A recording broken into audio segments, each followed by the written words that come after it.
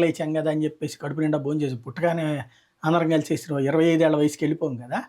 కాబట్టి కొంచెం టైం తీసుకోవాలా. ముందే చెప్పినట్టు అక్కడ ఒక పీరియడ్ అనుకున్నారు కదా, ఒక 6 నెలలు వెయిట్ చేస్తే 6 నెలల్లోపు ఈ పథకాలు ఏమీ పెట్టలేదు, అప్పుడు అడగండి. ఈ లోపే మొత్తం ఎట్లా జరుగుద్ది అంటే ఎట్లాగా ప్రాక్టికల్గా. రెండో పాయింట్ ఏంటంటే సంక్షేమ పథకాలు అన్నటువంటి కాన్సెప్ట్ నేను అనుకోవడం ఏంటంటే కొంచెం లేట్ చేస్తారు.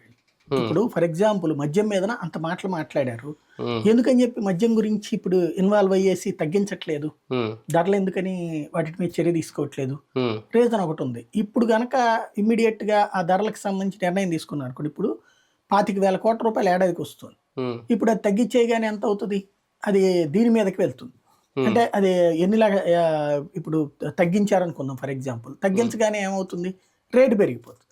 రేటు పెరిగిపోతే నిర్ణయం కరెక్ట్గా ఉంటుంది. ఇక్కడ ఏంటంటే ధరల ఇప్పుడు డబ్బులు తగ్గిపోతాయి ప్రభుత్వానికి వచ్చి.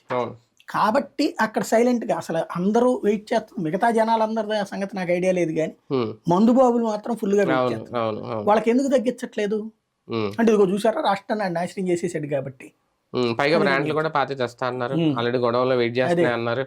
అదే ఇప్పుడు అవన్నీ ఎందుకు చేయట్లేదు అంటే డబ్బులు వచ్చేది ఎందుకు పోగొట్టుకుంటారు. మీరు ఖర్చు గురించి మాట్లాడుతున్నారు, వచ్చేదే పోగొట్టుకోవట్లేదు.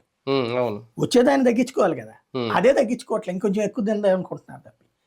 కాబట్టి మారుతుంది, చాలా ఉంటుంది. మిగిలిన శ్వేతపత్రాలతో పోలిస్తే ఆర్థిక శాఖకు సంబంధించి అనేది నిజంగా చంద్రబాబు నాయుడు గారు